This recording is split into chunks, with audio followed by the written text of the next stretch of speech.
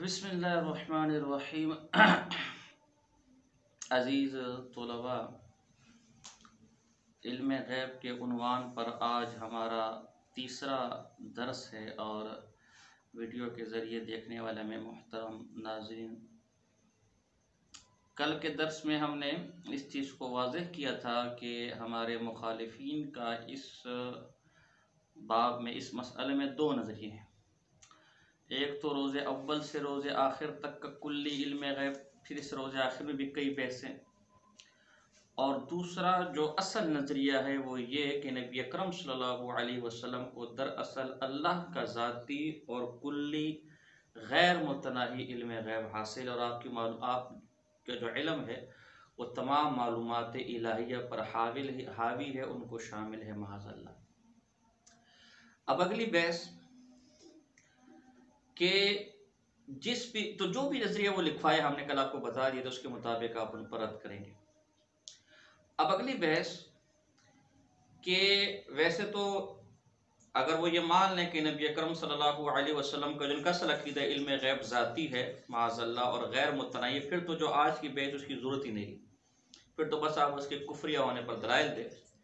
लेकिन अगर बिलफ़र्ज़ वो ये कहते हैं कि नहीं, ये इल्म अताई है और या महदूद है, जो भी आप उसको हैंडल करना है, तो अब अगली जो अहम बहस आती है, और ये इतनी अहम बहस है कि तमाम दलाइल का दारोमदार इसी पर है उनके, वो बहस ये है कि जो भी आपने अपना दावा लिखवाया बाबत इल्म गैब, ये इल्म गैब नबी अकरम सल्लल्लाहु अलैहि वसल्लम को कब मिला। तो जैसे इस बाब में, इस अकीदे में उनके अकीदे मुख्तलिफ हैं, इस तरह इस बहस में भी इनके मुख्तलिफ अकीदे और नज़रियात हैं। कोई कुछ कहता है, कोई कुछ कहता है, कोई कुछ कहता है। मौलाना अहमद खान साहब का नज़रिया और आजकल जो इनके मुनाज़रीन नज़रिया लिखवाते हैं वो ये है कि हम न तो रोज़े अव्वल से हुज़ूर अलैहिस्सलाम की ये इल्म मानते हैं, ना पैदाइश के वक्त से मानते, बल्कि हम ये इल्म जो हुज़ूर को मिला कुल्ली, जिसको वो जो भी लिखवाए, वो तदरीजन मानते हैं।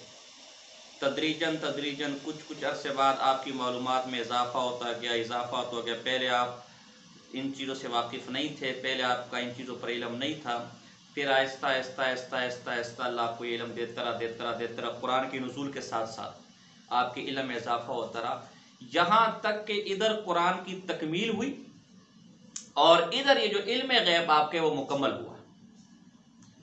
तो तकमील कुरान से पहले कुल्ली इल्म गैब का दावा हम भी नहीं करते। हमारा दावा तकमील कुरान के वक्त मुकम्मल इल्म गैब का है। लिहाजा तकमील कुरान से पहले अगर आप कोई ऐसी आयत पेश करें कि जिसमें नबी अकरम सल्लल्लाहु अलैहि वसल्लम की इस कुल्ली इल्म गैब की नफ़ी है, तो वह हमारे खिलाफ नहीं, इसलिए कि उस वक्त तो हम भी नहीं मानते हुजूर को कुल्ली आलिमुल गैब। इस पर इंशाअल्लाह हम आगे गुफ्तगू करेंगे। पहले हम ये नज़रियात आपके सामने रखें। पहला नज़रिया इसमें मैंने कहा ना तदरीजन, चुनाचा मौलाना अहमद खान साहब अद-दौलतुल मक्किया सफ़ा नंबर 73, अल्लाह ताला का नबी सल्लल्लाहु अलैहि वसल्लम को सिखाना बज़रिया कुरान अजीम हुआ और कुरान थोड़ा थोड़ा करके उतरा और हर वक्त नहीं उतरता था, तो वाक़यात व मालूमात दोनों में बाज होना सादिक हुआ। तो यानी खुलासा कलाम यही कि थोड़ा थोड़ा करके कुरान हुआ, नाजिल होता रहा, और थोड़ा थोड़ा करके आपको वाक़यात पता चलते रहे, तो लिहाजा तकमील कुरान के वक्त नबी अकरम सल्लल्लाहु अलैहि वसल्लम का इल्म मुकम्मल हुआ। इसी तरह प्रोफेसर इरफान कादरी की किताब है नबूवत मुस्तफ़ा हर आन हर लहज़ा, जिल्द नंबर 1 सफ़ा नंबर 36, फाजिल बरेलवी वगैरह उलमा ने वजाहत फरमाई है कि आपको बतदरीज इल्म अता किया गया और आपका इल्म कुरान मजीद के साथ मुकम्मल हुआ। इसी तरह इनके मौजूदा जो मुनाजिर हैं, एक मुनाजिर माने जाते हैं या कहलाए जाते, जो भी, अगर चाहो अब उस पर भी जुमहूर इनके बरेलवी उलमा का कुफर के फतवे, लेकिन हम उस वक्त नहीं जाते। मौलाना सईद असद साहब फैसलाबाद वाले, वो लिखते हैं ये कुल अताई इल्म गैब भी नबी अकरम सल्लल्लाहु अलैहि वसल्लम के लिए हम इब्तदा से ही साबित नहीं करते, बल्कि ये कहते हैं कि आप सल्लल्लाहु अलैहि वसल्लम का इल्म गैब कुरान हकीम के नुज़ूल के ज़िमन में मुकम्मल हुआ।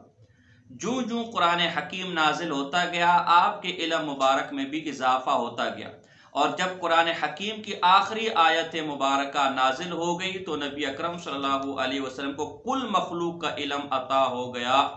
वहाबियत व बरेलवियत सफ़ा 12। गोया हम शुरू से हुज़ूर अलैहिस्सलाम के लिए इस कुल्ली इल्म गैब के कायल नहीं हैं, بلکہ قرآن کے نزول کے ساتھ ساتھ ہم جیسے جیسے قرآن کا نزول ہوتا گیا ہم حضور کے علم میں اضافے کے قائل ہوتے گئے، یہاں تک کہ جب آخری آیت نازل ہوئی تو نبی اکرم صلی اللہ علیہ وسلم کا یہ علم غیب جو ہم لکھوائیں گے، جس کا ہمارا دعویٰ ہے، وہ مکمل ہوا۔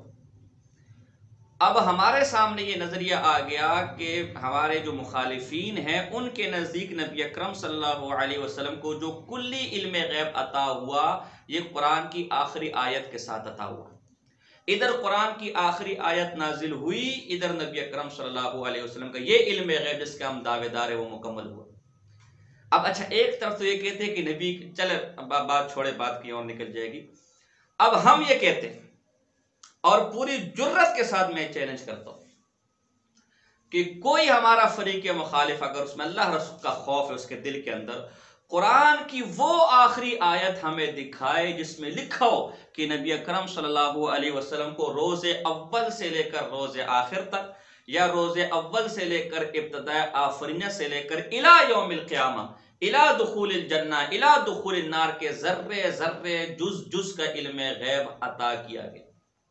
یہ بڑی اہم بات ہے گویا ان دونوں فریقوں کا، ہمارا بھی اس پر اتفاق ہے اور ان کا بھی اس پر اتفاق ہے کہ حضور علیہ السلام ہر وقت علم غیب نہیں رکھتے تھے کلی۔ حضور کے بارے میں جو نظریہ آج ہمارا ہے کہ حضور علیہ السلام کو کلی علم غیب حاصل نہیں ہوا، جس کی بنیاد پر ہمیں گستاخ کہتے ہیں، وہابی کہتے ہیں، ایک زمانے تک ان کا بھی نظریہ یہی تھا، اور حضور علیہ السلام کی آخری زندگی تک ان کا نظریہ یہی تھا کہ آج جو وہابیوں کا عقیدہ ہے نبی کے علم غیب کے بارے میں، حضور کی آخری زندگی تک یہی عقیدہ ہمارا بھی تھا۔ لیکن ہوا یہ کہ قرآن کی آخری کوئی ایسی آیت نازل ہوئی کہ جس کے ذریعے سے ہمیں معلوم ہوا کہ نبی اکرم صلی اللہ علیہ وسلم کا علم غیب مکمل ہو گیا۔ اصل میں فراڈ کیا کرنا چاہتے تھے؟ یہ فراڈ یہ کرنا چاہتے تھے کہ قرآن میں جگہ جگہ نبی اکرم صلی اللہ علیہ وسلم کی کلی علم غیب کی نفی ہے، تو اب اگر ہم آیت کوئی پیش کرتے کہ دیکھو اس میں تو نبی اکرم صلی اللہ علیہ وسلم کی کلی علم غیب کی نفی ہے، یہ لوگوں نے کیا کہنا تھا کہ اس زمانے میں تو ہم بھی قائل نہیں ہے، اس زمانے میں تو ہم بھی کہتے کہ حضور کو کلی علم غیب نہیں ہے، لہذا یہ آیت ہمارے خلاف نہیں ہے۔ لیکن یہ فراڈ خود ان کے گلے میں پڑ گیا ہے۔ وہ اس طرح کہ ان کے نزدیک قرآن کے نزول سے پہلے ہم بھی حضور کا کلی علم غیب نہیں مانتے تھے اور یہ بھی حضور کا کلی علم غیب نہیں مانتے تھے، لیکن بقول ان کے قرآن کی کوئی ایسی آخری آیت نازل ہوئی جو قرآن کی آیت بھی آخری ہے، اور اس آیت کے اندر یہ وضاحت بھی ہے کہ نبی اکرم صلی اللہ علیہ وسلم کا جو کلی علم غیب ہے یہ مکمل ہو گیا۔ اس آیت کے اندر یہ وضاحت ہے کہ نبی اکرم صلی اللہ علیہ وسلم کا یہ علم غیب کلی ہے اور یہ ہم نے دے دیا۔ اب مسئلہ آسان ہے، لمبے چوڑے اختلاف کی ضرورت نہیں ہے، لمبے چوڑے دلائل کی ضرورت نہیں ہے۔ میں پوری جرت کے ساتھ کہتا ہوں کہ قرآن کی کوئی اگر ہمارا فریق مخالف اس روئے زمین پر موجود ہے، بڑی معذرت کے ساتھ کوئی محسوس نہ کرے، لیکن محض ان کو ابھارنے کے لیے، برانگیختہ کرنے کے لیے میں یہ بات کروں، کوئی چیلنج بازی مقصود نہیں ہے، کوئی لڑائی جھگڑا فرقہ واریت مقصود نہیں ہے۔ کوئی اگر یہ بات سن رہے تو قرآن کی وہ آخری آیت پیش کرے کہ جو ہو بھی قرآن کی آخری آیت اور جس میں یہ وضاحت، بات ہی ختم ہے۔ خواہ مخواہ میں لمبے چوڑے دلائل دینے کی ضرورت نہیں ہے، لمبے چوڑے بحث کرنے کی ضرورت نہیں ہے۔ جب آپ اور ہمارا اس بات پر اتفاق ہو گیا ہے کہ نبی اکرم صلی اللہ علیہ وسلم پوری زندگی علم غیب کلی نہیں رکھتے تھے، بلکہ قرآن کی آخری آیت جو بالکل آخری وقت میں حضور کی وفات سے چند دن پہلے نازل ہوئی، اس وقت حضور کا علم مکمل ہوا، اس وقت حضور کو کلی علم غیب حاصل ہوا، ہم کہتے بات ختم۔ آپ وہ آیت ہمارے سامنے پیش کر دیں، وہ آیت تلاوت کر دیں، وہ آیت مجمع کے سامنے پڑھ دیں جو قرآن کی آخری آیت بھی ہو اور اس میں یہ بھی لکھا ہو کہ جو عقیدہ آپ نے لکھا ہے روز اول سے روز آخر تک، یا غیر متناہی، یا الی قیامہ، یا الی دخول الجنہ وغیرہ جو لکھا ہے، اس کے ذرے ان دو روز اول سے روز آخر اس کے ذرے ذرے کا علم غیب کلی عطا کر دیا گیا۔ قرآن آپ پڑھے، ایمان ہم لے کر آتے ہیں۔ تو قصہ مختصر، کتنی آسان بات میں نے کی دی، اختلاف کو ختم کرنے کا کتنا زبردست فارمولہ میں نے بتا دیا۔ آپ قرآن کی آخری آیت پیش کریں، ہم آپ کو بتاتے ہیں قرآن کی آخری آیت کون سی ہے، آپ اس میں بتا دیں کہ اس میں حضور علیہ السلام کے کلی علم غیب کا ذکر ہم ماننے کو تیار ہے۔ ویسے تو قرآن کی آخری آیت کون سی اس میں اختلاف ہے، علامہ سیوطی رحمہ اللہ الاتقان کے اندر بڑی تفصیل کے ساتھ لکھا ہے، لیکن ہم آپ کے گھر کا حوالہ پیش کرتے ہیں کہ آپ کے حکیم الامت صاحب کی بات سے زیادہ مضبوط بات تو کوئی نہیں ہوگی۔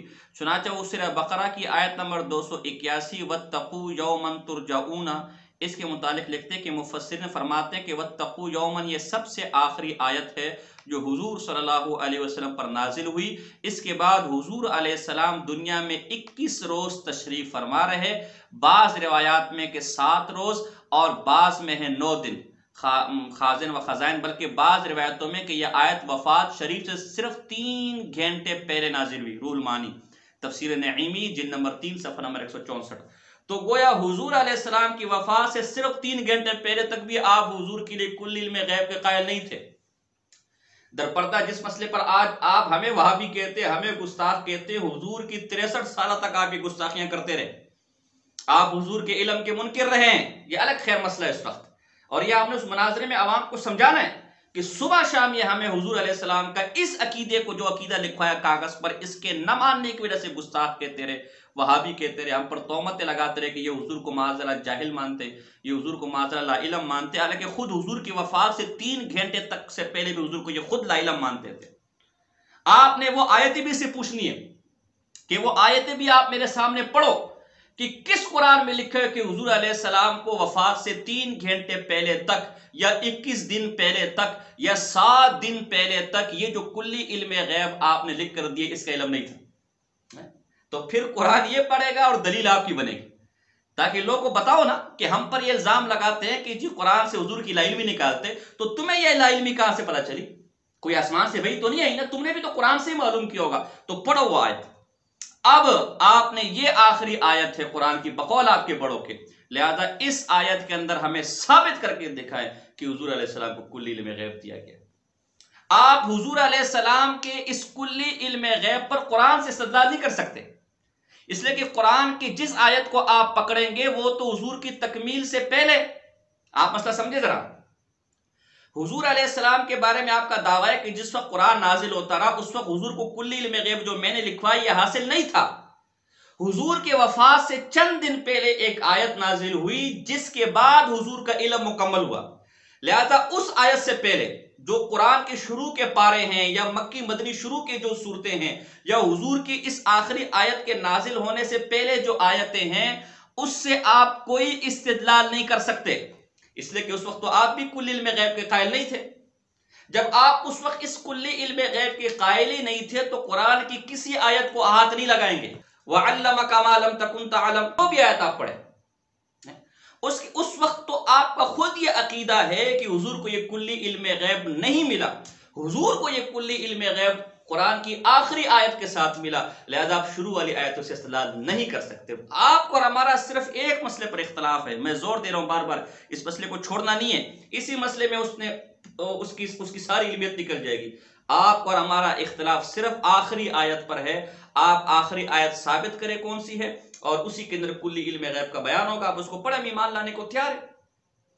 اب یہاں ذرا مولانا سعید اسد صاحب نے ایک دھوکہ دیا، ایک مولانا یونس نعمانی صاحب تھے کوئی جن کا تعلق مماتی جماعت سے تھا، ارشاد و توحید و سنت سے تھا، اس کے ساتھ وہ کوئی گفتگو کر رہے، میں نے سنی، پوری تو نہیں سنی، کوئی گھنٹہ 1.5 گھنٹے کی شاید گفتگو ہے، اس سے بھی اوپر بہت عرصہ پہلے میں نے سنی تھی، البتہ جو میں نے جگہ جگہ سے سنی اس میں ایک جگہ یونس نعمانی صاحب نے یہی کہا کہ سعید اسد صاحب آپ جب حضور علیہ السلام کے کلی علم غیب کے قائل آخری آیت کے ساتھ ہوئے ہیں تو شروع کی آیتیں آپ نہیں پڑھیں گے، اس لیے کہ اس وقت تو آپ حضور کے کلی علم غیب کے قائل ہی نہیں تھے نا، تو پھر دلیل کہاں سے لے کر آئیں گے؟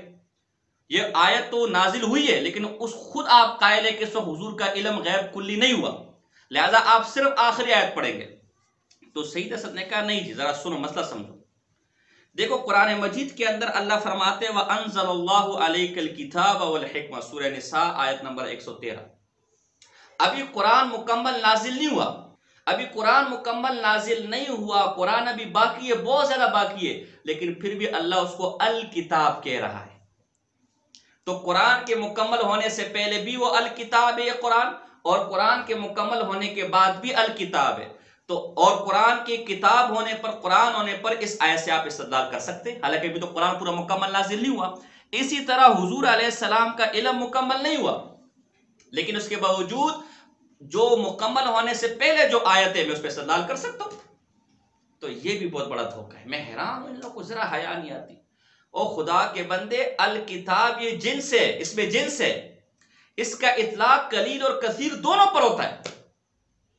اس سے مراد تھوڑا قرآن بھی لیا جا سکتا ہے، اس سے مراد ایک آیت بھی لی جا سکتی ہے، اس سے مراد سورت بھی لی جا سکتی ہے، اور اس سے مراد پورا قرآن بھی لیا جا سکتا ہے۔ لہذا جس وقت قرآن مکمل نہیں ہوا اس وقت بھی الکتاب کہنا درست تھا، اور جس وقت قرآن مکمل ہوا اس وقت بھی الکتاب کہنا درست تھا۔ الکتاب جنس ہے، اس کا اطلاق قلیل اور کثیر دونوں پر ہوتا ہے، لہذا قلیل بھی الکتاب ہے، کثیر بھی الکتاب ہے، ایک بات۔ دوسری بات ہے الکتاب کا اس بات ہو کر کہیں بھی الکتاب کی نفی نہیں ہے، جبکہ یہاں تو معاملہ یہ ہے کہ جگہ جگہ نبی اکرم صلی اللہ علیہ وسلم کے کلی علم غیب کی نفی ہو رہی ہے، اور پھر اس بات کہیں بھی نہیں ہے، تو ایک کو دوسرے پر آپ کیسے قیاس کر سکتے ہیں؟ الکتاب کی مثال دینا ہی غلط ہے، اس لیے کہ اس سے قلیل بھی مراد لینا درست ہے اور کثیر بھی مراد لینا درست ہے، لیکن قرآن میں کہیں ایسی کوئی آیت نہیں ہے کہ جس میں یہ ہو کہ پہلے تو آپ کو جو ہے وہ مکمل علم غیب نہیں دیا گیا تھا، آپ مکمل علم غیب دے دیے گا۔ اور پھر ایک الزامی بات میں کرتا ہوں، آپ سورہ احزاب کی آیت پیش کریں ما کان محمد ابا احد من رجالکم الآیہ، اور اس سے استدلال کریں کہ اس سے حضور علیہ السلام کی ختم نبوت ثابت ہوتی ہے، اور مرزائی اس کے جواب میں کہ ہاں ٹھیک ہے پہلے تو حضور کو خاتم النبیین کہا گیا، لیکن بعد میں اللہ نے کہا کہ نہیں ان کے بعد بھی نبی آ سکتا ہے، تو آپ کیا جواب دیں گے؟ کوئی جواب آپ کے پاس ہے؟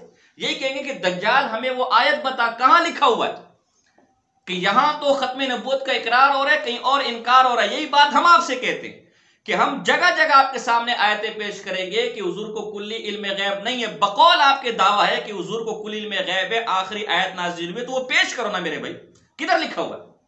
اگر مرزائی پیش نہیں کر سکتے تبھی وہ جھوٹے مکار ہیں، تو اسی طرح جب آپ پیش نہیں کر سکتے تو آپ اس دعوے میں جھوٹے۔ آپ تو قرآن میں تضاد ثابت کر رہے ہیں، قرآن پہلے کہہ رہے کہ آپ کو ان چیزوں کا علم نہیں، اور پھر کہتے ہیں نہیں سارا علم دے دیا گیا، تو کدھر ہے؟ اگر دیا تو کہیں لکھا ہوگا نا، ہمیں بتایا جائے۔ تو پہلا عقیدہ ان کا یہ ہے کہ یہ تدریجن مانتے ہیں قرآن کا، نبی اکرم صلی اللہ علیہ وسلم کا علم غیب ایک ساتھ نہیں مانتے، دفعتاً نہیں مانتے، اور آخری آیت کے ساتھ مانتے، تو آپ نے ان سے آخری آیت کا مطالبہ کرنا ہے۔ دوسرا عقیدہ، یہ تو پہلا عقیدہ تھا، اور یہ ان کا بنیادی عقیدہ ہے، یعنی یہ علم غیب کب حاصل ہوا، اسی کو آپ نے پکڑنا ہے۔ دوسرا عقیدہ مفتی احمد یار گجراتی صاحب کا، وہ لکھتے ہیں کہ ولادت کے وقت حضور علیہ السلام کو سارا علم غیب دے دیا گیا۔ دیکھو عجیب و غریب ان کے عقیدے۔ فرماتے ہیں تفسیر نعیمی جلد نمبر 7 صفحہ نمبر 101، جو ذات کریم اپنی ولادت سے پہلے دنیا کے ذرے ذرے کو دیکھ رہی ہو، وہ اپنی وفات کے بعد بھی عالم کے ذرے ذرے کو دیکھ رہی ہے، یعنی ولادت سے پہلے بھی حضور کو سارے ذروں کا علم دے دیا گیا تھا، کل علم غیب دے دیا گیا۔ تو جب ولادت سے پہلے حضور کو اللہ کے بندے کل علم غیب دے دیا گیا، تو آپ کس طرح کہہ رہے ہیں کہ وفات کے وقت دیا گیا اور پہلے کل علم غیب نہیں دیا گیا؟ اب یہ سچا ہے یا وہ سچا ہے؟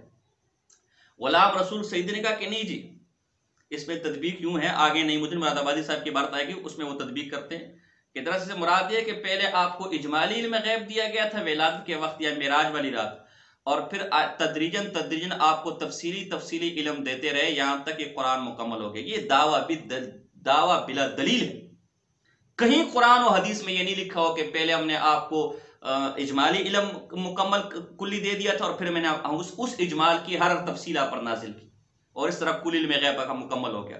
دوسرا مفتی احمد یار گجراتی صاحب کی عبارت دیکھیں، وہاں ہے کہ ذرے ذرے کا، یہ ذرہ ذرہ ہوتا ہی تفصیل کے لیے میرے بھائی، کہتے ہیں اس کتاب کا لفظ مجھے معلوم ہے، اس علاقے کا چپا چپا مجھے معلوم ہے، مطلب یہ کہ تفصیلی علم جانتا ہوں، ہر گوشے کو جانتا ہوں، ہر کونے کو جانتا ہوں۔ تو یہاں اس باطل تعویل کا رد خود مفتی احمد یار گجراتی نے ذرہ ذرہ کا، ایک تو دعویٰ بلا دلیل ہے جو تطبیق کیے، ہم اصول میں بیان کر چکے ہیں کہ عقیدے کا معاملہ ہے، جو چیز بھی بات ہوگی دلیل، اور دلیل بھی قطعی، ایک تو قطعی دلیل اس پر کوئی نہیں ہے، دوسری بات ہے کہ خود وضاحت آ گئی کہ ذرے ذرے کا تفصیلی علم دیا گیا تھا۔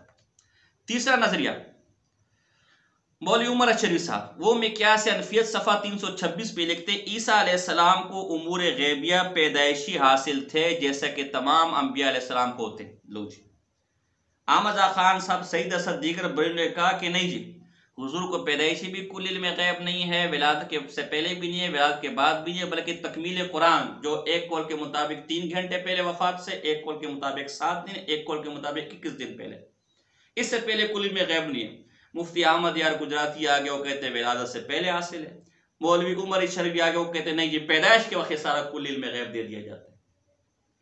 اب جب یہ کل علم غیب پیدائش کے وقت دے دیا گیا، ولادت سے پہلے دے دیا گیا، تو جو قرآن جگہ جگہ اس کی نفی کرے اس کل علم غیب کی، تو کیا قرآن جھوٹ بول رہا ہے معاذ اللہ؟ تو اب آپ نے پکڑ کرنی ہے کہ ان میں سچا کون ہے، میں بتاؤ دلیل کس کے ساتھ ہے؟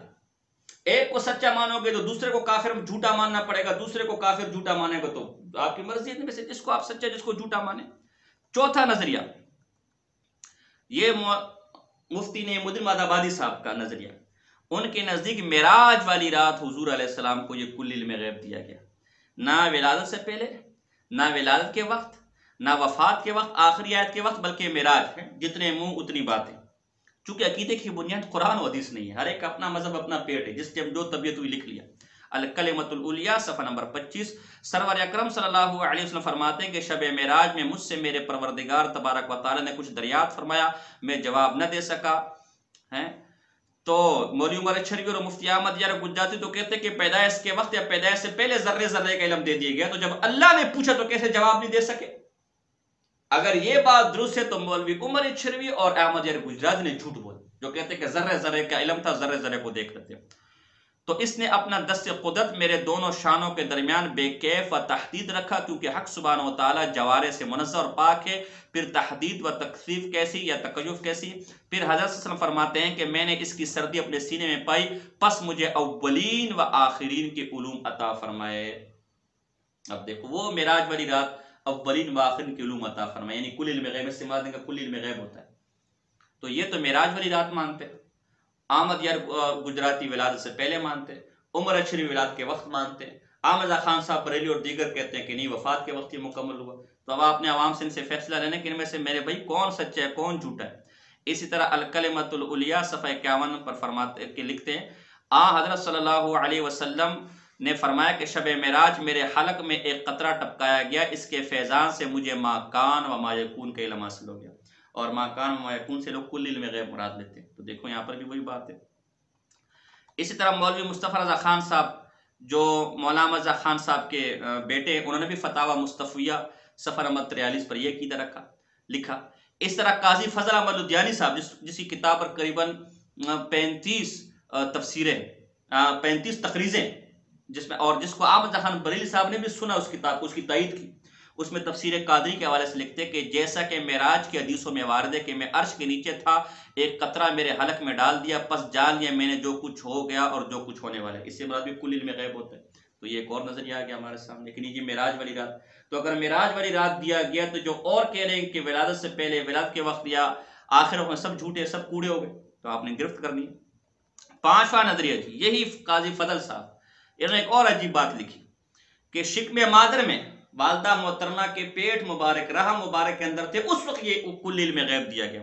لکھتے ہیں لوح محفوظ پر قلم چلتا تھا اور میں سنتا تھا۔ انوار آفتاب صداقت صفحہ 138 جلدی ایڈیشن۔ اب کوئی ان بیوقوفوں اور احمقوں کی عقل کا ماتم کرے کہ مادر شکم میں آنے سے کروڑوں سال پہلے تو لوح محفوظ لکھ کر قلم سوکھ چکا تھا، اس ٹائم اس کی عقل کا اس سے اندازہ لگا، ان کی علم کا اندازہ اس سے لگا ہے کہ ماں کے شکم مادر میں لوح محفوظ کا قلم چلتا تھا اور میں سنتا تھا۔ بھائی وہ تو سوکھ چکا تھا، کب وہ تو مخلوق کو پیدا کرنے سے پہلے لوح محفوظ میں سب کچھ لکھ کر قلم کو سکھا چکا تھا اور قلم رک چکا تھا۔ اس سے آپ ان لوگوں کی عقل کا اور ان لوگوں کی عقیدوں کا اندازہ لگائیں۔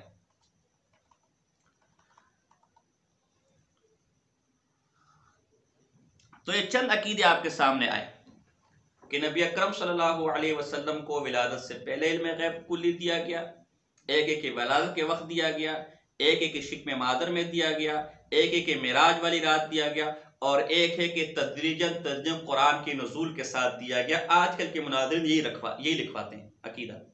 تو آپ نے اس پر گرفت کرنے کا طریقہ بھی میں نے بتا دیا، یہ جو پانچواں تدریجاً والا، اور اس کو پکڑ کے باقی چاروں پر گرفت کرنی ہے، باقی چاروں کا جھوٹا ہونا لکھوانا ہے، باقی چاروں کا غلط ہونا لکھوانا ہے، اور باقی چاروں کے غلط ہونے پر دلائل کا مطالبہ بھی کرنا ہے، ان کو کیسے رد کرنا ہے۔ یہ ساری باتیں آپ نے کرنی ہے۔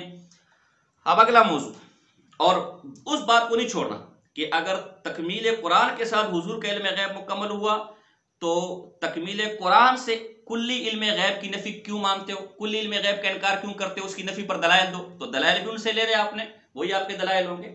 اور یہ کہ آخری آیت ہمارے سامنے پڑھ کر سنانی ہے، بس آپ کا ہمارا کوئی اختلاف نہیں، وہ چھوڑنا نہیں آپ نے کسی طرح بھی ان کو۔ اب اگلا مسئلہ، ظاہر ہے جو بھی مسئلہ لکھوایا جائے گا میدان مناظرہ کے اندر اس کا حکم بھی تو لکھوایا جائے گا نا، بھائی اس کا حکم کیا ہے، حکم ہی تو اس سے تو مسئلے کی نوعیت واضح ہوگی نا۔ اگر آپ بھی حق پر ہے میں بھی حق پر ہے کسی مسئلے پر، آپ بھی ٹھیک ہے میں بھی ٹھیک ہے، تو پھر اختلاف کس بات کا ہے؟ اختلاف تو اسی بات پہ ہوا نا کہ آپ مجھے غلط کہہ رہے خود کو صحیح کہہ رہے، تو اس لیے اب اس کا حکم کیا ہے کہ جو آپ کے اس عقیدے کا خود ساختہ جو بھی لکھوایا اس نے، کیونکہ عقیدہ ایک نہیں ہے نا، کئی عقیدے، اس لیے میں کسی خاص ایک عقیدے کو نہیں لے رہا، جو بھی آپ نے کاغذ پر عقیدہ لکھوایا ہے اس کے منکر کا حکم واضح کرے کیا ہے۔ تو میں نے پہلے کہا میرے بھائی چونکہ بنیاد قرآن و حدیث پر نہیں ہے، لہذا یہاں پر بھی عجیب عجیب شگوفے کھلیں گے۔ اب آپ دیکھتے جائیں، پہلا حکم جو خان صاحب بریلوی کا ہے اور خالص الاعتقاد صفحہ نمبر 62 پہ لکھا ہوا ہے، تفصیل لمبی عبارت ہے میں اس کو پڑھنا نہیں چاہتا وقت کم ہے، اس پہ لکھا ہے کہ جو اس کلی علم غیب کا منکر ہے ہم اس پر کوئی فتویٰ نہیں لگاتے، ہم اس کو کافر نہیں مانتے۔ اب آپ اندازہ لگائیں، سٹیجوں پر، کتابوں پر، مدرسوں کے اندر، دروس کے اندر صبح شام کہتے کہ یہ وہابی حضور کے علم غیب کے منکر ہے، یہ وہابی معاذ اللہ حضور کو لا علم مانتے ہیں، یہ وہابی معاذ اللہ حضور کے علم کے دشمن ہے، یہ وہابی حضور کے علم کے منکر ہے، یہ وہابی حضور سے نفرت کرتے ہیں، یہ وہابی حضور سے بغض کرتے ہیں، یہ وہابی حضور سے عناد رکھتے ہیں، تبھی حضور کے علم کے منکر ہے۔ اور جب فتویٰ لگانے کی بات آئی، حکم بیان کرنے کی بات آئی، تو کہتے ہیں کہ جی ہمارا تو کوئی فتویٰ نہیں ہے۔ اس کا مطلب ہے کہ حضور سے بغض رکھنے والا، حضور سے عناد کرنے والا، حضور کے علم کے منکر، وہ آپ کے نزدیک مسلمان ہے، مومن ہے، پکا مومن ہے۔ ہم تو کہتے ہیں خدا دی قسمیں ثابت شدہ علم کے ایک قطرے کا انکار کرنے والا بھی بے ایمان ہے، بشرطے کہ ثابت ہے۔ آپ کیسے اپنے آپ کو عاشق کہتے ہیں؟ سٹیجوں پر عقیدہ کچھ بیان کرتے، جب آپ کا کوئی فتویٰ ہے ہی نہیں اس مسئلے کے اوپر، تو پھر رولا کس بات کا ڈالا ہوا ہے؟ پھر اختلاف کس بات کا ڈالا ہوا ہے؟ پورے کاٹن اور پوری الماریوں کی کتابیں کس بات پر لکھی ہوئی ہیں جب کوئی فتویٰ ہی نہیں ہے آپ کا؟ اگر ہم اس میں غیب کے منکر ہیں کلی کے، آپ کا کوئی فتویٰ نہیں ہے، تو پھر کتابیں لکھنے کی ضرورت کیا ہے؟ پھر ہمیں تانے کیوں مارتے میرے بھائی؟ اس مسئلے میں تو آپ ہمارے بھائی ہیں، ہم ایک طرف کفر کے فتوے اور ایک طرف کہتے جی ہمارا تو کوئی فتویٰ اس کے اوپر نہیں ہے۔ عجیب منافقانہ رویہ ان کا۔ اور تو چھوڑے، میں ابھی آپ کے سامنے عبارت پڑھتا ہوں، بدبختی کی انتہا دیکھیں کہ ان کا مولوی لکھتا ہے کہ اگر کوئی وہابی ضد اور عناد میں بھی اس کا انکار کرتا ہے ہمارا اس پر بھی کوئی فتویٰ نہیں ہے معاذ اللہ۔ ان کی کتاب ہے محمود احمد رضوی کی بصیرت، حصہ اول، صفحہ نمبر 267، مکتبہ رضوان لاہور، جس تفصیل سے ہم حضور سید دو عالم صلی اللہ علیہ وسلم کے لیے علم غیب ثابت کرتے ہیں، یہ ہمارا قول مختار ہے، نہ ضروریات دین سے اور نہ ضروریات مذہب سے، بلکہ باب فضائل سے۔ اور جو لوگ حضور اکرم صلی اللہ علیہ وسلم کو بغض و عناد کی بنا پر اس تفصیل سے حضور کے لیے علم ما کان و ما یکون کا اس بات نہیں کرتے، ہم ان کو کافر و گمراہ تو درکنار فاسق بھی نہیں کہتے۔ سٹیج پر صبح شام گالیاں، مدرسوں میں صبح شام گالیاں، کتابوں میں صبح شام گالیاں، اور اب لکھ کر دے رہے ہیں کہ جو حضور کے بغض اور عناد میں حضور کی اس فضیلت کا انکار کرتا ہے ہم اس کو بھی کافر نہیں کہتے۔ میں کہتا ہوں تف ہے ایسے عاشقوں پر، خدا دی قسمیں ہمیں کوئی پتہ چل جائے کہ حضور کی فضیلت کا کوئی انکار بغض اور عناد کی بنیاد پر کر رہا ہے، ہم کہتے ہیں پکا کافر ہے تو۔ امام مالک رحمہ اللہ کا عقیدہ اور فتویٰ ہمارا نظریہ ہے کہ کوئی مدینے کی مٹی کو کہے کہ مجھے اس سے خوشبو نہیں آتی، جو کوئی کدو کے بارے میں کہ کدو شریف لوکی شریف مجھے پسند نہیں، اس کا سر قلم کر دو، تلوار سے اتار دو، اس لیے کہ وہ میرے نبی کے مدینے کی خوشبو، مٹی کی خوشبو کے بارے میں کہہ رہے ہیں مجھے وہاں سے خوشبو نہیں آتی، وہ میرے نبی کی پسندیدہ خوراک کے بارے میں کہہ رہے ہیں مجھے پسند نہیں، وہ کیسے مسلمان ہو سکتا ہے؟ ہمارا عقیدہ تو یہ تھا۔ حضرت مولانا منظور نعمانی صاحب رحمہ اللہ فرماتے ایک جگہ حشمت علی ندوی صاحب سے مناظرے کے وقت کہ جو جان مانگو تو جان دیں گے، جو مال مانگو تو مال دیں گے، لیکن یہ نہیں ہو سکے گا کہ نبی کا جاہ و جلال دے دے۔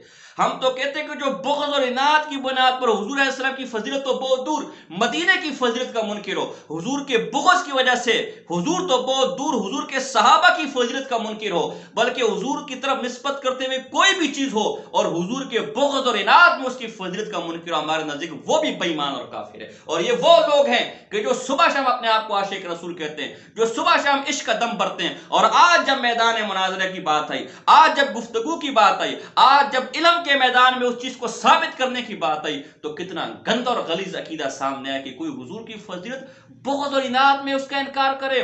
ہم اسے کافر تو دور فاسق بھی نہیں کہتے، اس کا مطلب ہے جو حضور کے بغض کی وجہ سے حضور کے نور کا انکار کرے وہ آپ کا بھائی ہے. لعنت ہو ایسے عقیدے پر. جو حضور کے بغض کی وجہ سے مدینے کے مدینہ ہونے کا منکر وہ آپ کا بھائی ہے. جو حضور کے بغض کی وجہ سے آپ کے فضائل و کمالات کا منکر ہے وہ آپ کا بھائی ہے. جو حضور کے بغض کی وجہ سے شمائل کی کتابوں کو جلا دے, حدیثوں کی کتابوں کو جلا دے, کیونکہ معاذ اللہ اس میں حضور کے فضائل ہے, آپ کے نزدیک کو کافر تو دور فاسق بھی نہیں ہے. لعنت ہو ایسے عقیدے پر. یہ ان کا عقیدہ. عاشق یہ ہوتا ہے, آج تیرے پیر کی کوئی فضیلت کا انکار کرے بغض کی وجہ سے اس کا گریبان پکڑے گا. آج تیرے استاذ کے خلاف کوئی بات کرے بغض کی وجہ سے تو اس کا گریبان پکڑے گا. لیکن حضور کی ناموس کی بات آئی تو کہتا ہے کوئی بغض اور اناد کی وجہ سے بھی حضور کی فضیلت کا منکر ہم اس کو کافر نہیں کہتے, کافر تو دور فاسق بھی نہیں کہتے. تو ہے تمہارے عقیدے پر. یہ چیزیں لوگوں کے سامنے لے کر آؤ کہ تمہیں لوگوں نے پھدو خان بنایا ہوا تھا, تمہیں لوگوں نے بیوقوف بنایا ہوا تھا. آج تک تمہیں سمجھاتے رہے کہ اس کلی علم غیب میں حضور کی ساری فضیلت ہے. اس کلی علم غیب جیسی کوئی فضیلت نہیں ہے. ہم وہابیوں کے ساتھ نہیں بیٹھ سکتے, ہم وہابیوں کے منکر ہیں, ہم وہابیوں کو کافر کہتے ہیں, ہم وہابیوں کو گمراہ کہتے ہیں, کیونکہ وہ حضور کے علم کے منکر ہیں, کیونکہ معاذ اللہ حضور کو لا علم مانتے ہیں, کیونکہ معاذ اللہ حضور کو جاہل مانتے ہیں معاذ اللہ. اور آج اقرار کر رہے ہیں کہ کوئی حضور کو لا علمی کی وجہ سے نہیں, کسی دلیل کی وجہ سے نہیں, حضور کے بغض میں, حضور کی دشمنی میں اگر کوئی اس کا انکار کرے تو وہ بھی ہمارا بھائی, وہ بھی مسلمان ہے, ہم اس کو بھی کچھ نہیں کہتے. یہ ان کا عقیدہ ہے, یہ ان کا نظریہ. عوام کے سامنے ایسی چیزیں لے کر ہے. لعنت ہو اس عقیدے پر اور اللہ کی پناہ ہو اس عقیدے سے. اگلا نظریہ یہ ان کے مناظر اعظم صاحب نظام الدین ملتانی صاحب. پس ان تمام دلائل قاطعہ سے معلوم ہوا کہ آپ کی ذات بابرکات کو علم جمیع اشیاء کا مکان و میکون و علم غیب اضافی بھی تھا. اس سے انکار کرنا قرآن مجید اور احادیث صحیحہ کا انکار ہے جن کے انکار سے کفر لازم آتا ہے. انوار شریعت جلد نمبر 1 صفحہ نمبر 468. احمد خان بریلی کہتے ہیں میں کافر نہیں کہتا. محمود احمد رضوی کہتے ہیں بغض اور اناد کی وجہ سے بھی انکار کرتے ہیں, میں کافر نہیں کہتا. جبکہ یہ کہتے ہیں کہ جو انکار کرتے ہیں وہ کافر ہے, وہ قرآن کا انکار کر رہے ہیں, حدیث کا انکار کرے. تو کفر کو کفر نہ مان کر مولانا احمد خان صاحب بریلوی اور ان کے دیگر بریلوی میں کافر ہو. ایک طرف کہتے ہیں ہم اس کو عقائد قطعیہ میں سے نہیں مانتے, ایک طرف کہتے ہیں کہ فضائل میں سے نہیں مانتے, اور دوسری طرف اس کا انکار کرنے والوں کو کافر بھی کہتے ہو. کفر تو عقائد قطعیہ کا انکار, ان کا بہت بڑا دھوکہ ہے. یہ کہتے ہیں جی ہم ظنی احادیث پیش کریں گے اس لیے کہ ہم اس مسئلے کو عقائد میں سے نہیں مانتے. تو جب عقائد میں سے نہیں مانتے تو پھر آج انکار کرنے پر کفر کا فتویٰ کیوں لگا رہے ہو؟ پتہ چلا تمہارا نزدیک عقیدہ قطعیہ ہے اور اس کا منکر کافر ہے, لہذا آپ نے اس پر پکڑ کرنی ہے. اگر یہ فتویٰ صحیح ہے تو وہ گئے, اگر ان کا فتویٰ صحیح تو یہ گیا. جو آپ کی مرضی ہو, جس کو آپ نے رسید کرنا ہے جہاں وہ آپ کی مرضی. اب اگلا مسئلہ, عجیب ایک عبارت ایک اور سن لیں. منظور احمد فیضی صاحب ان کے بڑے عالم ہے جو دعوت اسلامی میں شیخ الحدیث بھی رہ چکے تھے. ان کی کتاب ہے نظریات صحابہ صفحہ 19. اس میں لکھتے ہیں اب جو لوگ حضور صلی اللہ علیہ وسلم کو مخلوق کے کسی ذرے سے بے علم اور بے خبر جانتے ہیں وہ فاروق اعظم کے دشمن اور گستاخ ہیں اور نظریہ فاروقی کے منکر ہو کر بے دین ہیں. آگے اس پر میں بات کروں گا. جو حضور کو کسی بھی ذرے سے بے خبر جانتے ہیں وہ نظریہ فاروقی کے بھی منکر ہیں, گستاخ بھی ہیں, بے دین یعنی کافر بھی ہیں. مولانا عمر اچھری صاحب مقیاس حنفیت صفحہ نمبر 299 پہ لکھتے ہیں اگر کسی نے بالفرض نبی علیہ السلام کو کچھ وقت کے لیے معاذ اللہ اس خبر سے بے علم سمجھا تو اس اعتقاد کی بنا پر اتنی دیر منکر نبوت رہے گا. مقیاس حنفیت صفحہ نمبر 299. کچھ دیر کے لیے بھی حضور علیہ السلام کو اگر کسی بات سے بے خبر مانا تو وہ حضور کی نبوت کا منکر ہوگا. اب آپ نے پکڑ لینا ہے وہ شروع میں جو ہم نے عقیدہ بیان کیا تھا کہ مولانا سید اسد صاحب, عرفان قادری صاحب, پروفیسر عرفان صاحب اور جناب جی مولانا مرزا خان صاحب بریلوی صاحب اور آج کل کے جو بریلی مناظرین ہیں وہ لکھواتے کہ ہم حضور علیہ السلام کو شروع سے عالم الغیب نہیں مانتے ہیں, ہم تو ان کو کئی ذروں سے اور کئی جزیات سے لا علم مانتے ہیں, بلکہ حضور کا جو کلی علم غیب ہے یہ وفات سے چند دن پہلے یا وفات سے چند گھنٹے پہلے آپ کو حاصل ہوا. تو اس کا مطلب ہے کہ آپ بھی کئی چیزوں سے حضور علیہ السلام کو بے خبر مانتے تھے وفات سے. قرآن کی آخری آیت نازل ہونے سے پہلے کئی چیزوں سے, کئی ذروں سے, کئی جزیات سے بے خبر اور لا علم مانتے تھے. اور مولوی عمر اچھروی کہتا ہے کہ ایسا شخص جو ایک ذرے سے بھی حضور علیہ السلام کو لا علم مانے, جو ایک بات سے بھی حضور علیہ السلام کو لا علم مانے وہ حضور کی نبوت کا منکر ہے. تو جو نبوت کا منکر ہے وہ پکا کافر ہے. تو بتائیے ہم فتویٰ نہیں لگا رہے، مسئلہ آپ نے حل کرنا ہے۔ آپ کے بڑے کہتے ہیں کہ آخری آیت نازل ہونے سے پہلے حضور ذرے ذرے کا علم نہیں جانتے تھے، کئی باتوں سے لا علم تھے، تو آپ کے مولانا صاحب کہتے ہیں کہ جو ایسا کہ وہ پکا کافر اور بے دین اور بے ایمان ہے، تو آپ کے بڑوں پر فتویٰ تو انہوں نے لگا لیا، ہمیں کیا ضرورت ہے۔ اسی طرح مولانا عمر اچھروی، مولوی عمر اچھروی مقیاس انفیت صفحہ نمبر 334 پہ لکھتے کہ علوم خمسہ جو سورہ لقمان کے آخر میں، ان کا منکر، کیا منکرین علوم خمسہ کو ان مقتولین کفار سے بدتر نہ کہا جائے؟ میرے خیال میں یہ کہنا بجا ہوگا، زیادتی نہیں۔ آگے لکھتے کہ تم نبی صلی اللہ علیہ وسلم کے واسطے علوم خمسہ کے قائل ہوگے فبیہا، ورنہ فرقہ مرزائیہ میں شامل ہوگے۔ مقیاس انفیت صفحہ نمبر 335۔ گویا جو حضور کے کلی علم غیب کا منکر ہے اور علوم خمسہ کا منکر ہے، جیسے جس پر پوری امت کا اجماع ہے کہ حضور کو یہ 5 علوم کا کلی علم نہیں دیا گیا تھا، اس کا منکر و معاذ اللہ مرزائی بھی ہے اور معاذ اللہ مشرکین مکہ کی طرح بھی ہے۔ استغفر اللہ۔ یہ آگیا ایک طرف کہتے جی یہ تو ہمارا قطعی عقیدہ نہیں ہے، ہم تو اس بنیاد پر کسی کو بھی کافر فاسق، تو ایک ضمنی مسئلہ ہے، اور ایک طرف ان کے فتوے دیکھیں کس قسم کے فتوے معاذ اللہ۔ اسی طرح الیاس قادری دعوت اسلامی کے بڑے، ان کا عقیدہ ہے رسائل عطاریہ حصہ دوم صفحہ نمبر 251، بہرحال اللہ عز و جل نے انبیاء علیہ السلام کو علم غیب سے نوازا ہے، اور یقیناً علم غیب انبیاء کا انکار قرآن کریم کی متعدد آیات مبارکہ کا انکار ہے۔ تو ظاہر سی بات ہے، قرآن کی ایک نہیں متعدد، تو کیا ایک بلکہ ایک کیا آدھی بلکہ آدھی کیا ایک لفظ کا منکر بھی کافر ہے۔ تو آپ کے اس بڑے کی نزدیک گویا حضور کے کل علم غیب کا منکر کافر ہے، یہ آپ کے بڑوں کا عقیدہ ہے۔ اسی طرح آج دھوکہ دیتے، یہ بہت بڑا دھوکہ ہے، آگے یہ حوالے بھی اور ایک اور زبردست کام کا حوالہ میں آپ کے سامنے پیش کر رہا ہوں۔ آج جب آپ ان سے مطالبہ کریں گے علم غیب پر قطعی دلیل پیش کرو، قطعی ثبوت، قطعی دلالت دلیل پیش کرو، کہیں گے جی ہم اس کو عقائد قطعیہ میں سے نہیں مانتے، ہم تو ظنیہ میں سے مانتے ہیں۔ حالانکہ ہم پیچھے حوالے دے چکے کہ جب ظنیہ سے مانتے تو پھر انکار پر کفر کا فتویٰ کیوں لگاتے ہو؟ اب میں آپ کو حوالہ دے رہا ہوں کہ یہ اس عقیدے کو ضروریات دین میں سے مانتے ہیں معاذ اللہ۔ فتاوی شارح بخاری جلد نمبر 1 صفحہ نمبر 571، ایسا شخص وہابی، گستاخ رسول، کافر و مرتد ہے، مسلمان نہیں۔ رسولوں کے لیے علم غیب ماننا ضروریات دین میں سے ہے، اس کا انکار کفر ہے۔ جو شخص رسول کے علم غیب کا انکار کرتا ہے وہ رسول کے علم کو گھٹاتا ہے، ان کی تنقیص شان کرتا ہے، اس سے نہ سلام جائز نہ اس کے سلام کا جواب دینا جائز۔ آپ کے مولوی تو کہتے ہیں کہ بغض اور اناد کی بنیاد پر بھی انکار کرتے ہیں، ہم فتوے نہیں لگاتے، یہ کہتے ہیں کہ ضروریات دین کا میں سے شامل ہے، لہذا اس کا انکار کرنے والا کافر ہے۔ تو ایک تو آپ کا مولوی گیا کام سے، اور دوسرا آپ کا یہ دھوکہ بھی واضح ہو گیا کہ جی ہم تو اس کو عقائد قطعیہ میں سے نہیں مانتے۔ عقائد قطعیہ کیا، آپ ضروریات دین میں سے اس کو مانتے، جیسے اللہ کا منکر کافر ہے، قرآن کا منکر کافر ہے، رسول اللہ صلی اللہ علیہ وسلم کی نبوت کا منکر کافر ہے، اور یہ ضروریات دین میں سے۔ اسی طرح آپ کے نزدیک حضور کے لیے یہ کل علم غیب ماننا بھی ضروریات دین میں سے۔ اس طرح آگے چلیے، مظہر اعلیٰ حضرت مولانا حشمت علی رضوی صاحب، وہ فتاوی حشمتیہ صفحہ نمبر 394 395 پہ لکھتے کہ حضور کے علم غیب کا منکر کافر مرتد ہے۔ جو شخص کہتا ہے کہ حضور صلی اللہ علیہ وسلم کو علم غیب نہیں تھا، وہ اللہ عز و جل کو جھٹلا رہا ہے، حضور اقدس صلی اللہ علیہ وسلم کی نبوت و رسالت کی تکذیب کر رہا ہے، لہذا بحکم شریعت مطہرہ شخص مذکور فی السؤال قطعاً کافر، مرتد، ملحد، منافق، زندیق ہے۔ ایسے شخص کو اس کے حالات مذکورہ پر مطلع ہوتے ہوئے نماز میں امام بنانا حرام بلکہ کفر ہے، اس سے اپنے بچوں کو تعلیم دلوانا حرام ہے، اس کے ساتھ کھانا پینا بیٹھنا حرام ہے، اس کے ساتھ بیاہ شادی کے تعلقات قائم کرنا حرام ہے، وہ راستے میں گلی میں ملے تو اس کو سلام کرنا حرام ہے، بیمار پڑے تو اس کو دیکھنے جانا حرام ہے، وہ مر جائے تو اس کے جنازے میں حاضر ہونا حرام ہے۔ اور اس طرح مفتی فیض احمد اویسی فتاوی اویسیہ صفحہ نمبر 60 پہ لکھتے علم غیب کے انکار پر ربانی فتویٰ، حضور علیہ السلام نے منافقوں کو اپنے علم غیب کا کہا تو وہ انکار کر گئے، اللہ نے فرمایا تم اے منافقو کافر ہو گئے۔ تو اب یہ دیکھیں، آپ کہتے کہ ہم تو ضروریات دین میں سے نہیں مانتے، ہم قطعی نہیں مانتے، ہم تو کسی کو کافر نہیں کہتے، جبکہ آپ کے مولانا کہتے ہیں کہ رسول کے علم غیب کا انکار کرنے والا کافر، مرتد، منافق، بلکہ اللہ نے اس کو کافر کہا۔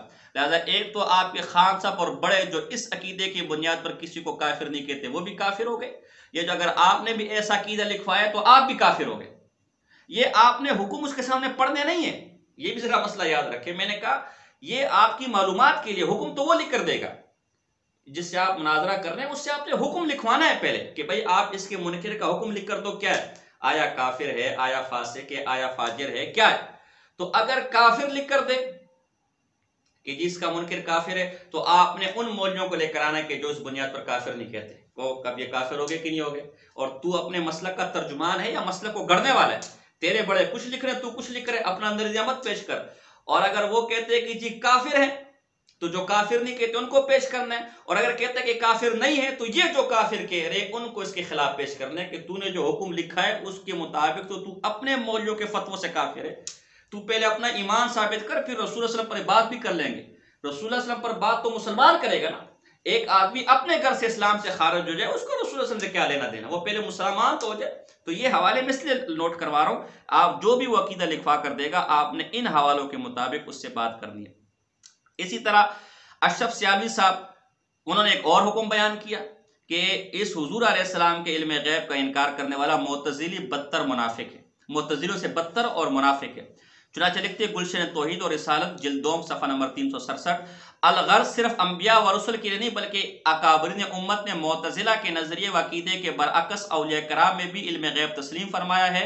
آگے لکھتے ہیں یہ شرک و کفر کے ستون نہیں بلکہ ایمان و ایقان کے عمود و ستون ہے، اور جو انبیاء علیہ السلام میں تسلیم نہ کرے وہ معتزلہ سے بھی بدتر ہے، اور جو اولیاء کرام میں تسلیم نہ کرے وہ سنی نہیں بلکہ معتزلی ہے، اور اگر باطل میں معتزلی ہونے کے باوجود بظاہر سنی ہونے کا دعویٰ کرے تو منافق بھی ہے. اب قصہ مختصر، یہ چند میں نے آپ کے سامنے جو ہے وہ عقیدے پیش کیے ان کے کہ یہ عقیدہ کہ یہ جو علم غیب مکمل کب ہوا، جو بھی لکھوائے اس پر گرفت کرنے کا طریقہ، اور اس کے بعد اس کا حکم کیا ہے. تو جو حکم یہ لکھوائے پھر آپ نے ان کی کتابوں سے جو دوسرا حکم ہے اس پر آپ نے پر گرفت کرنی. اور تیسری بات یہ جو دھوکہ دیتے ہیں کہ ہم تو حضور کے لیے علم غیب ظنی درجے میں مانتے ہیں، ہم تو عقیدے اور عقیدے قطعیہ مانتے نہیں، لہذا ہم سے دلائل قطعیہ کا مطالبہ بھی نہ کرو. اس کا رد بھی ہو گیا کہ یہ لوگ اس عقیدے کو ضروریات دین میں سے مانتے ہیں، لہذا فضائل مزائل کا ڈرامہ یہاں نہیں چلے گا. تو یہ ساری باتیں، قصہ مختصر باتیں اور بھی کرنی تھی، یہ ساری میں نے آپ کے سامنے پیش کی. اس کے مطابق آپ ان سے گرفت کریں، ان سے بات کریں. اللہ پاک سمجھنے سمجھانے کی توفیق عطا فرمائے. وما علینا الا البلاغ المبین.